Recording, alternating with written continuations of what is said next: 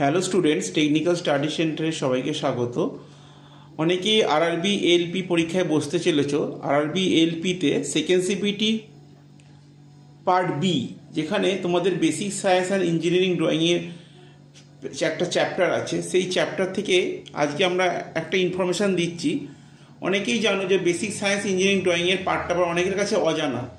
তো একটা কথা বলি, যাদের কাছে অজানা যে বেসিক সায়েন্স বলতে কোন কোন জায়গা থেকে তারা পড়লে সিবিটি টু পার্ট বিতে তারা অনেকটাই কমন পাবে। তো বেসিক সায়েন্সের মধ্যে যেগুলো আসবে সেগুলো হচ্ছে mass and weight, rest and motion, force, surface tension, elasticity, pressure এবং সেন্টার অফ গ্র্যাভিটি। এই 7টা পয়েন্ট থেকে ম্যাক্সিমাম বেসিক সায়েন্সের কোশ্চেনগুলো এসে থাকে।